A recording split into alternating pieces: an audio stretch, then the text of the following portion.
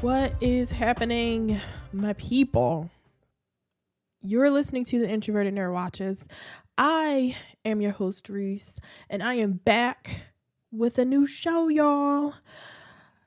This episode, I watched season 2, episode 1 of The Gifted, eMergence. Oh, I'm so excited about this. This is, okay. I friggin' loved The Gifted last season. It wasn't last. Was it last year that it was on? I can't remember. But I loved the first season of The Gifted, and I wanted to podcast about it last season, but other things got in the way, and I couldn't. I couldn't do it. I could have done like something else about after the season was over, but whatever. Schedule didn't work out, but now everything is clear. I can talk about The Gifted all I want. I can fangirl out about my ships and nobody can stop me. So welcome, you guys. I hope you're enjoying the show as much as I am, because this first episode of this new season was so damn good. It was just, I freaking loved it. So spoilers right off the top. I am going to fangirl all over this one. But before I do that, let me just remind you that you should subscribe to the podcast if you want this Gifted episode every week and you want to hear my other episodes where I cover Saved by the Bell and Fear the Walking Dead and Black Lightning, which is coming up very soon. So yay about that. So subscribe to the podcast on Apple Podcasts, Google Play, Stitcher, or wherever you get your podcast. And if you want to help me out just a tiny little bit, leave me a 5-star review on Apple Podcasts. I believe you can also review the show on Twitter and Google Play and other places. So do me that tiny little favor, 5 stars, and recommend the show to your friends. Recommend the show to everybody, because while I am an introvert, I do want everybody to listen to what I say, because I want to take over the world. It's what I call my pinky in the brain plan for the future. So everybody get on board with that, and let's get into The Gifted. So eMergence.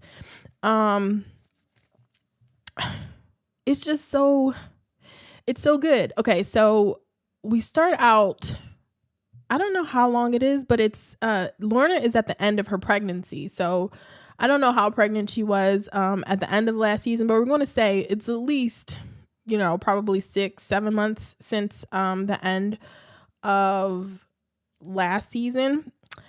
And Lorna and Andy are with the Cuckoos, and Riva,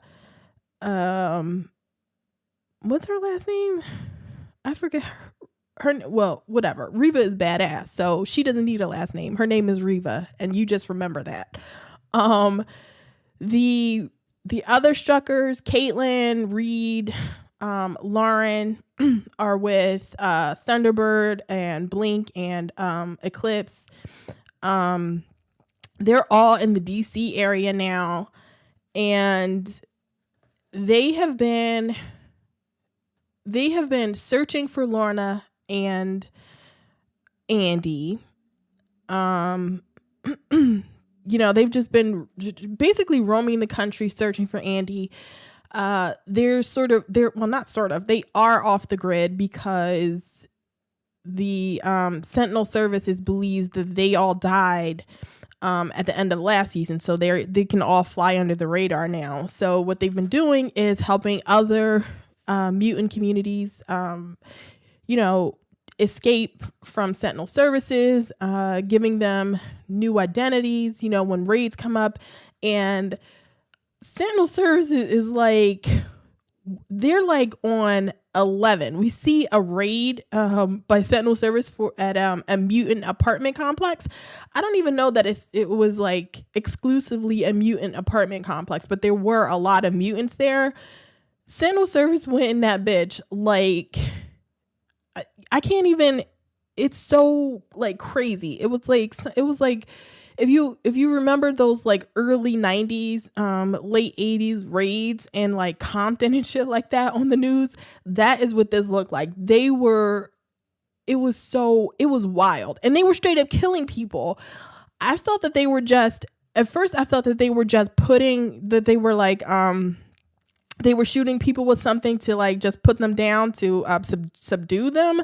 But no, they came in, they like kicked in the door, shooting people first. It was crazy as shit. It was like really scary, the way Sentinel Service is behaving. So that's where we're at now. It's no joke. They're not coming in to talk to anybody. They're coming in shooting first and asking questions later.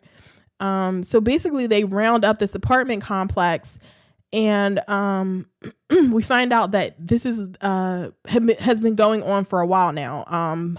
Lauren and Clarice talk, and they say that this has been the third raid this month. So things have been picking up with Sentinel Services, and it's wild and scary. So nobody's safe anymore, and it must be even worse in Washington D.C. area than it was in where were they at? Atlanta in the first season. It must be even worse. I mean, you can imagine in Washington D.C. like the amount of security around the D.C. metro area would be even tighter than it would in Atlanta. So, and this is where they have tracked, or where they hope they've tracked Andy and Lorna with the rest of the Hellfire Club. Well, I mean, I guess they're not really looking for the Hellfire Club. They're just looking for Andy and Lorna to try to get them back. But it's going to be rough, because one of the first things we see is Reva and the Cuckoos having a meeting with the inner circle of the Hellfire Club. So there's the Hellfire Club, and then there's the inner circle of these people that sort of run shit. And they're having a meeting about Reva sort of doing things behind everyone else's back. And so it starts off as like a civil meeting you would almost think it was like a board meeting or something like that for some company. And, Reva is trying to explain to them like, yo, I did what I had to do. We need Polaris, because it's this started as something to get Lorna to join them, to help them do what they're trying to do.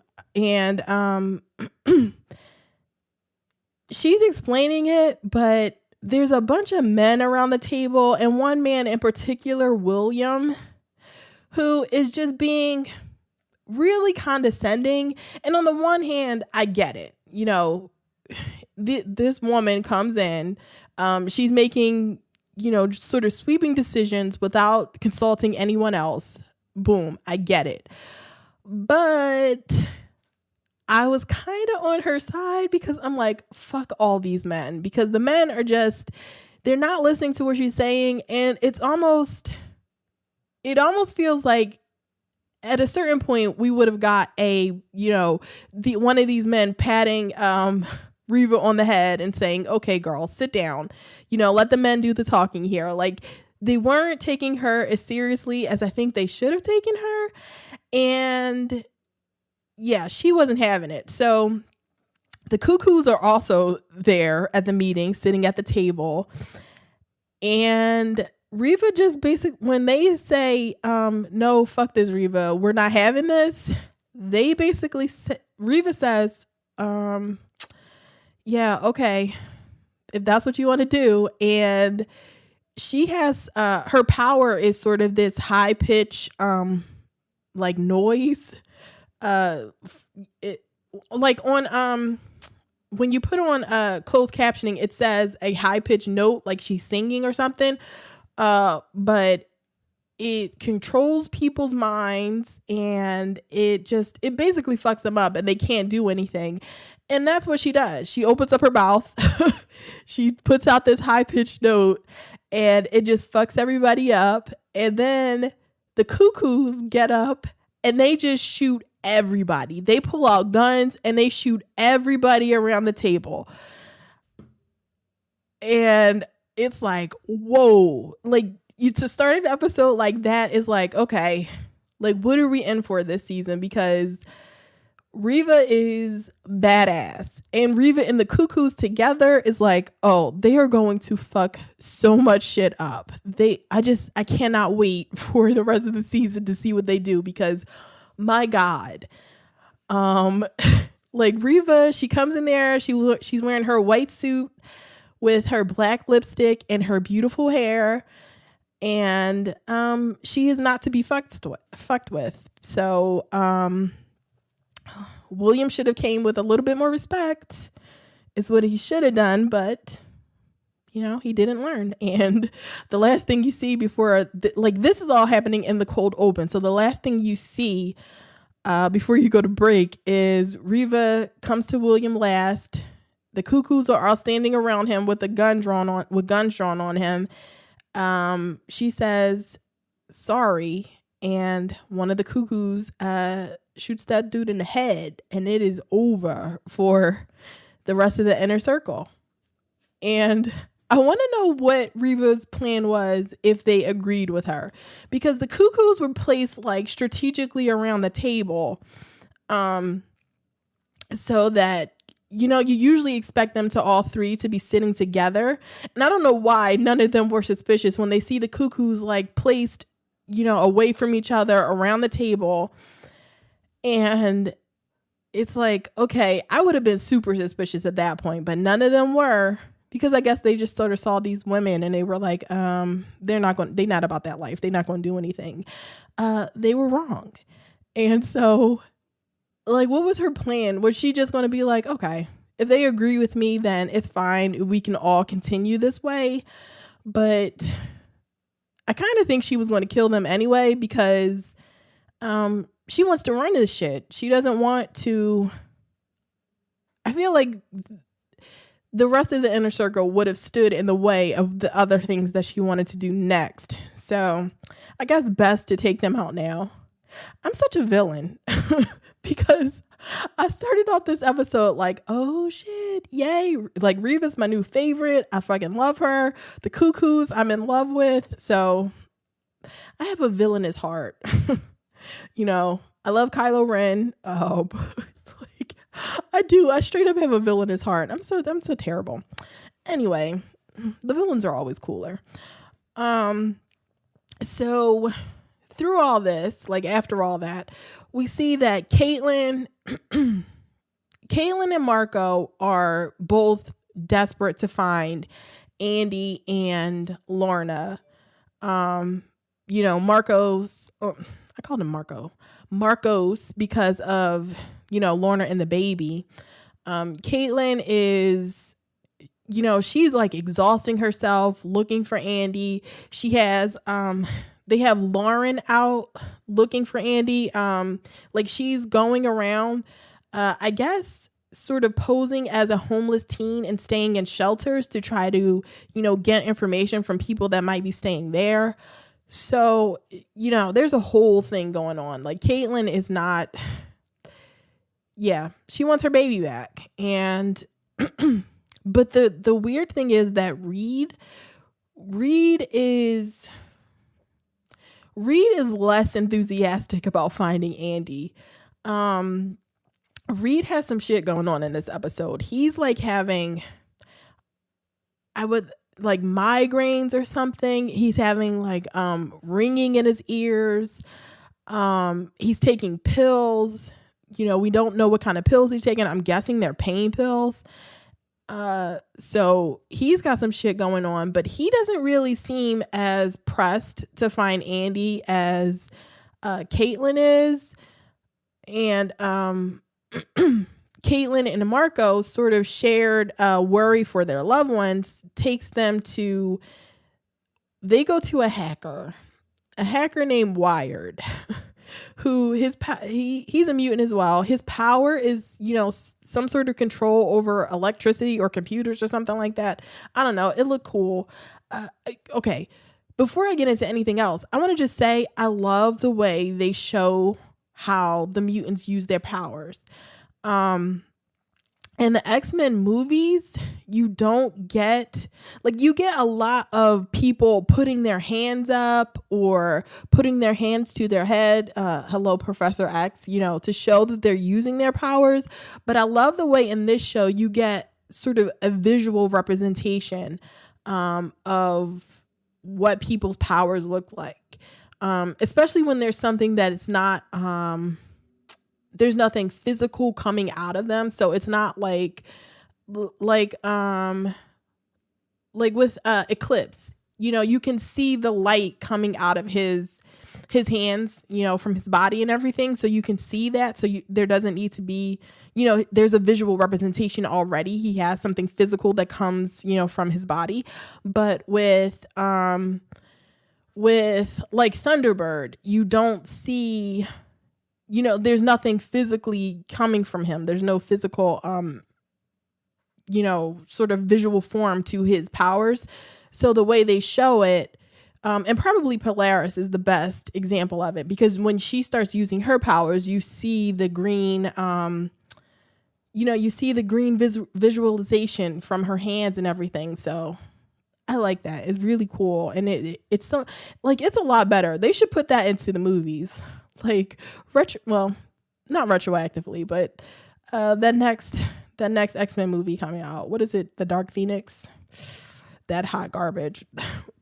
Yeah, whatever. Let's not talk about the X-Men movies because my God. So what was I saying? They went to Wired. Marcos and Caitlin go to Wired. He's a hacker, and they're asking for information about the Hellfire Club, and Caitlin is the one that called Marcos in the middle of the night. Marcos brought up the idea of going to this hacker earlier in the episode to the rest of the group. And they're all like, yo, he's a criminal. We're not getting involved with him. We should stay away from him, basically. And so Caitlin calls him, and Marcos and Caitlin sort of go off by themselves to see Wired. And Caitlin is not supposed to be there. Marcos had already had a deal worked out with him. He already paid him money.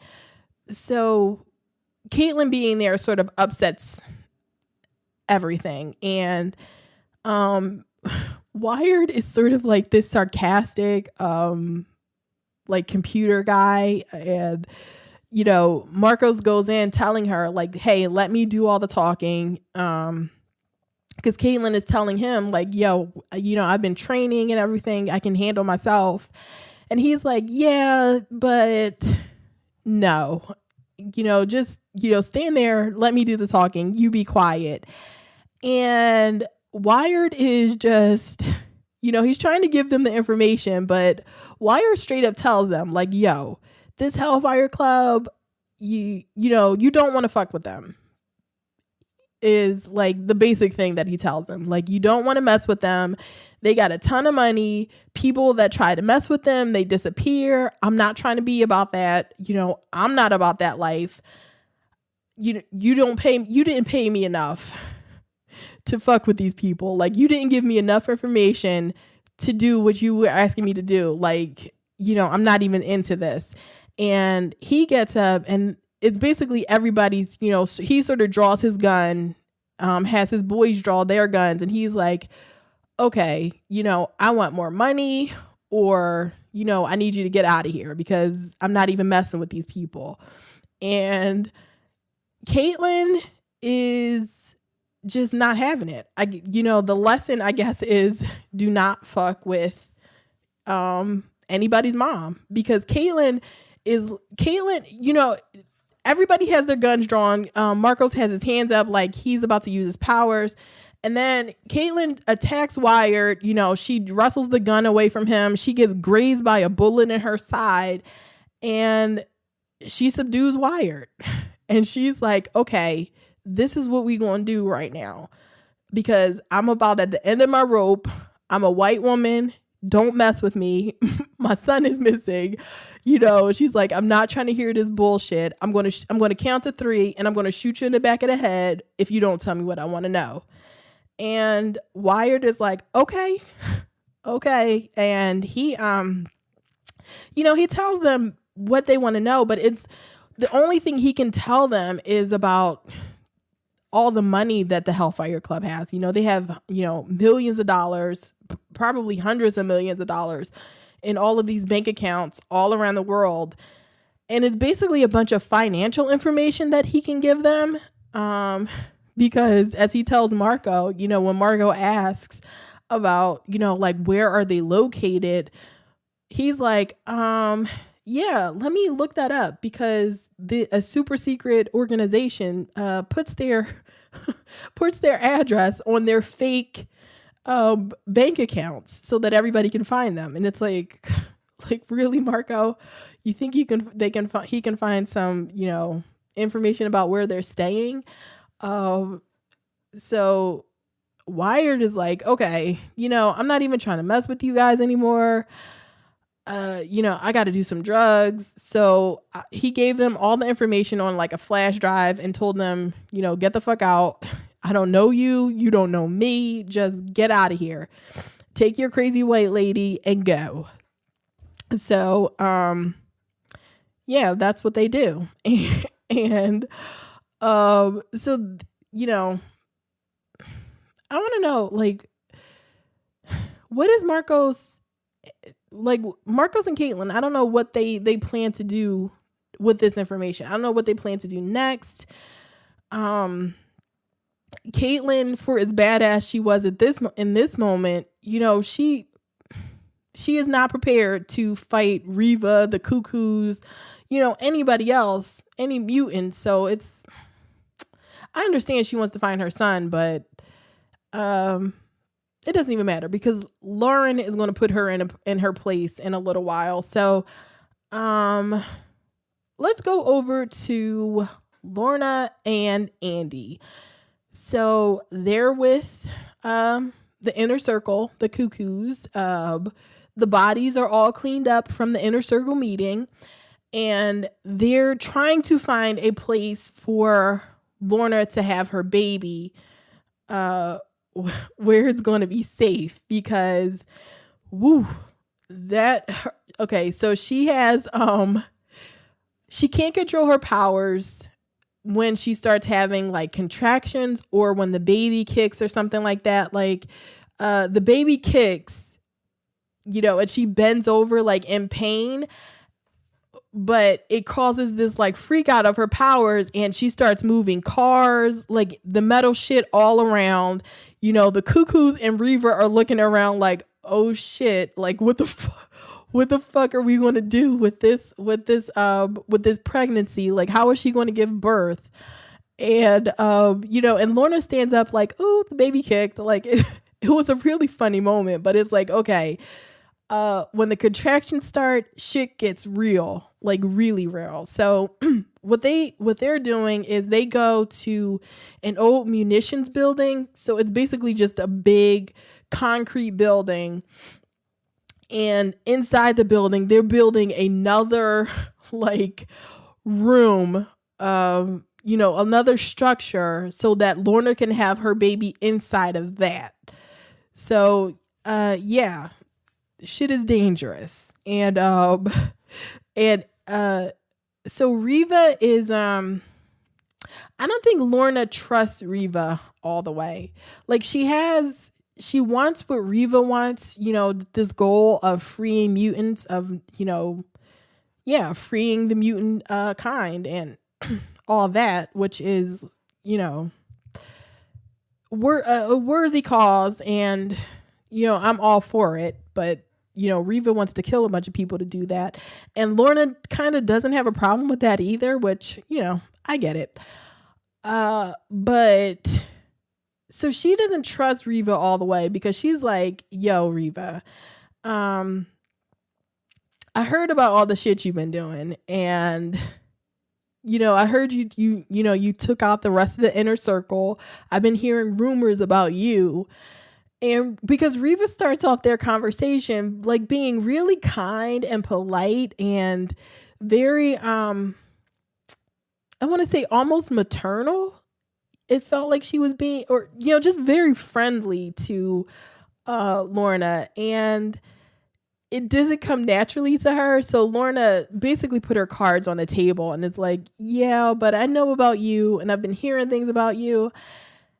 And Reva turns. She's really good because she's not super mean or very menacing, I would say, but she's authoritative. And you sort of see that she's in control of this, and she wants Lorna there, but she's not going to put up with a whole lot of the bullshit. So, and Lorna is sort of dependent on her because she needs, she can't, I guess she could go back to Marcos and the rest of the group, but maybe not. Things ended the last season on not very good terms. So, who the hell knows? But Lorna and Andy have sort of been depending on each other. And Lorna tells Andy, she talks to him privately, and she tells him like, yo, if this pregnancy doesn't go well, if I have problems, I need you to take care of the baby, because Reva is going to help me. Like if it comes down to a choice, Reva is always going to choose Lorna. But she tells Andy, I need you to protect the baby no matter what. Like, you're a Von Strucker. Like you come from Von Strucker stock. I need you to do whatever you need to do to save this baby. Like, you need to kill these bitches. You need to do whatever you need to do to save this baby. So, and, Andy agrees, and he sort of becomes, they sort of have like a cute thing going on. Lorna is kind of standing in for Lauren, his sister, and that he's really protective of her.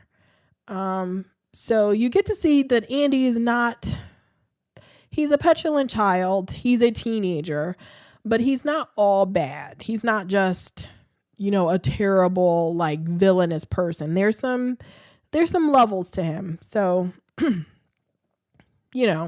if you hated Andy at the end of last season, I didn't hate Andy, but I was like, okay, teenage boy, come on.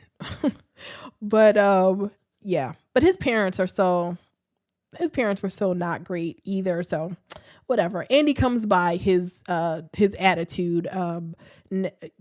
You get why he is the way that he is what I'll say. So, as far as Lauren is concerned, like the Strucker family unit things are tense between them. Like I said, Lauren has been at the shelters because of trying to find Andy, trying to get more information on Andy. And Caitlin is really into this, and you get the feeling that Caitlin is kind of putting pressure on Lauren to continue going to the shelters. Reed tells her, like, hey, why don't we get you a regular job, so that you can start making friends and meeting people your own age. And Caitlin kind of has a freak out about that. She's like, no, you can't stop doing this. We need to find your brother. So everything is off with the Struckers because of Andy. And Reed and Lauren are sort of on one side, Caitlin is on the other, and things sort of come to a head closer to the end of the episode. But before that, okay, here's what happens. Lauren has a nightmare or a dream about Andy. She's walking down the street. She goes into a building and up onto a roof, and she sees Andy standing there, and they have a moment where, she hugs Andy, and she's talking to him, and it starts off like nice, but then he grabs her hand and he's trying to get her to use her power. So he's basically attacking her. Like, I don't know exactly what he's doing, but he's grabbing her hand. You see, the light emanating from where they're touching, from where their hands are touching, and she wakes up screaming. And Caitlin is like, she's interrogating her. She's like, what did you see? What was happening with him? And Lauren has to calm the situation, and she kind of lies to her and tells her that she doesn't really remember. She tells her that it could have all been a dream. It doesn't really mean anything, that she saw Andy in this dream. And she lies and tells her that, it's all kind of fuzzy and she can't really remember anything. And so that sort of ends it. But, and this is another situation where Reed is trying to get Caitlin to settle down. Like, you can't treat our daughter like this, and your effort to find our son, you give Lauren a break, basically. And so this all, tension sort of culminates with them in this episode with, after Lorna gets grazed in the side and she's trying to treat herself, Reed is talking to her like, yo, what do you think you're doing? Like, you go to this hacker, you put yourself in danger, you're putting all of us in danger, all of this to find Andy, and Andy doesn't really want to be found by us. And Caitlin her basic argument is like, he is 15 years old. He was taken away from us. He's been kidnapped. And this is when Lauren has to come to her and say, no, Mom. Lauren just has to tell her some truths. Like, Andy did not get kidnapped. You've been walking around here, searching for him like he's been kidnapped. And that's not the case. Andy left because he wanted to leave. He's not too young to fight. He's 15. Yes, he's young. Yes, he's, a child. But this is what he chose to do. And it doesn't help any of us with you pretending that something different happened. We all saw Andy made his decision. He doesn't want to be with us. And she specifically says he left us. And Caitlin, is sort of left to deal with that, because I guess it's the first time, I guess, she's been forced to deal with the fact that her baby is not a baby, and he's old enough to make these kind of decisions, and he did, and this is what he chose. And we can continue, I guess they can continue looking for him, but it's I don't even know what you do with him at this point. The thing that he's seen is that being a mutant, having his powers, makes him a target. And nobody has been, they haven't, Sentinel Services is not out there to try to, foster a good relationship between humans and, mutant kind. So everything that he's seen has showed him that he has to fight.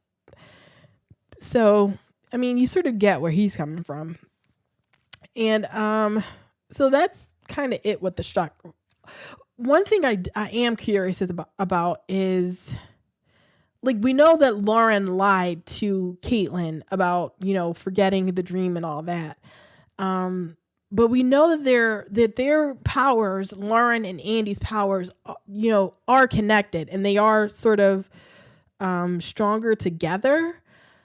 So I want to know how real her dream was, because she sees Andy as he is right now. Like she sees him, with his hair dyed blonde, and in his, the leather jacket and, and the clothes that he's wearing. So she sees him. I just want to know how deep that connection goes. I want to know if Andy felt it as well, because if she can see him, he has to be able to see her as well, right? Yeah, I want to know. I can't wait to see how that, plays into everything, because they definitely do have a connection, between their powers.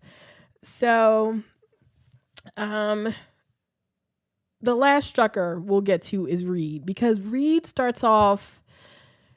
has got problems. He's having headaches. Like I said, he's taking pain pills. And then the final thing that happens with him is that he starts getting something starts happening with his hand. It almost looks like his blood catches fire inside his arm, and it starts rolling down his hand. It was something weird happened. And I want to know, I was thinking, is he getting powers or something? What is happening with him?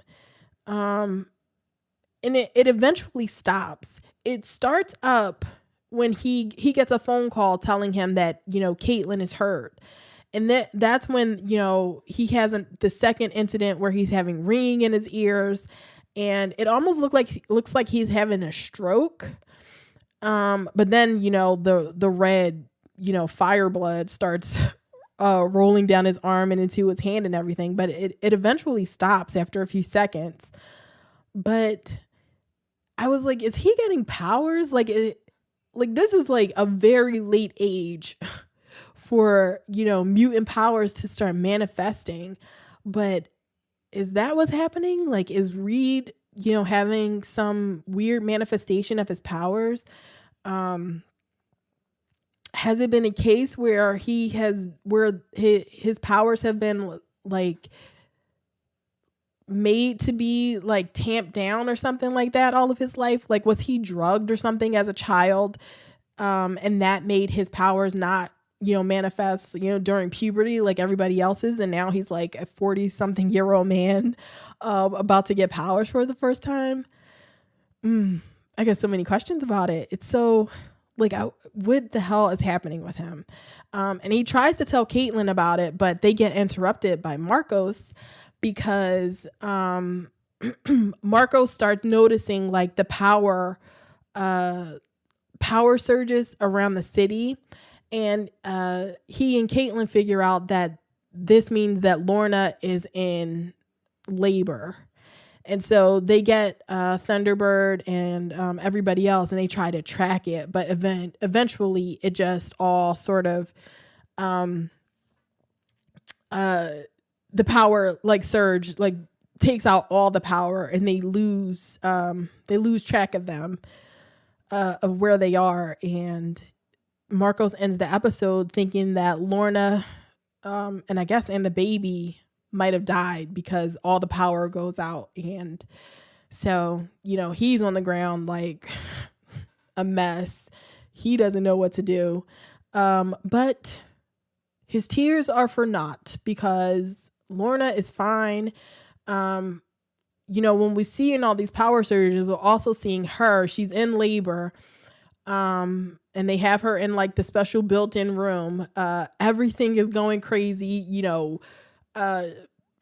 large construction equipment is moving around because, she can't control her powers in this state. And what's happening is we see throughout the episode that she kind of misses Marcos, or not kind of, she does miss him. She loves him. And she loves him still. And she she's scared. Through the episode, you can tell that she's scared for herself and the baby. And what's happening is she's in labor, but she's not dilating. So we find out from the doctor that there's some sort of mental block that she has, and the Cuckoos take care of it. They show her a future with her daughter. They're in Washington, D.C. at the White House. And I guess, I think Reva or some mutant is being elected. They have mutant flags that are, next to the American flag. So they show her this future that, she could have. And she tells Reva, this is what she wants. And then she finally gives birth. And that's when, all the power around the city goes out. And the baby's name is Dawn. So, cute baby Dawn, I guess. What are they going to do with this baby? Like, how is Lorna... they better hope that this baby grows super fast, like mutant fast or something like that, that there's some sort of special power that makes this baby grow, because this baby can only be a liability, right? And there's no way she's not a mutant. So I don't know. This baby there's going to be a whole lot of drama going on with this baby. So I can't wait to see that. And finally, you guys, I saved the best for last, because I am going to fangirl, ship my ship. So I am a huge, huge, huge Thunder Blink fan. For all of you novices out there, I really enjoy Clarice and John Thunderbird.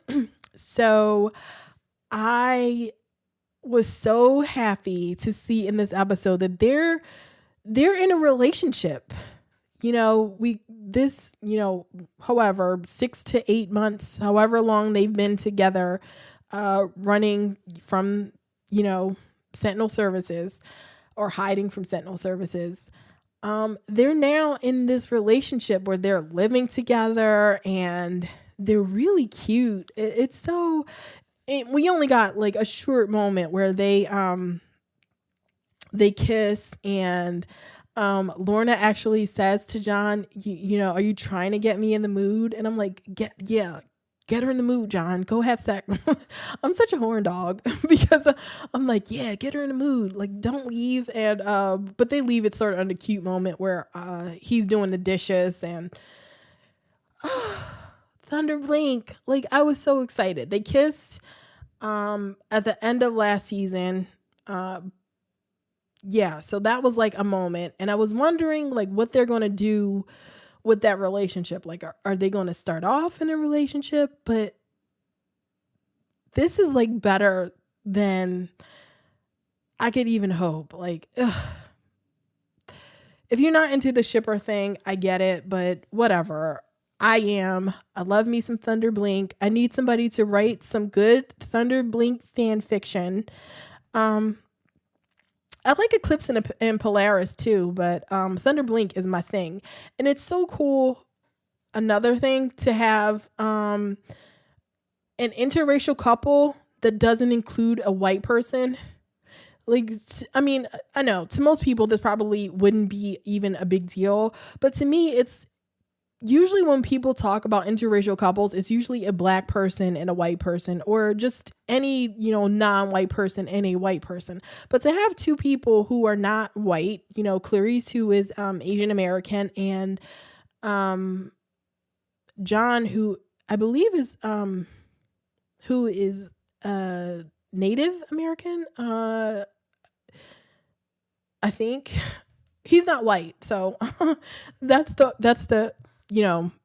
my point, is that, an interracial couple not including a white person is always a good thing in my book, because interracial couples are made up more than, black person with a white person. So, yeah, so they're cute and I love them. they have a guest, Christina. Christina is a girl that survived the raid. She got hurt. Her parents were murdered, and she's looking for her little sister. And John and Clarice are trying to help her find her little sister, Jasmine.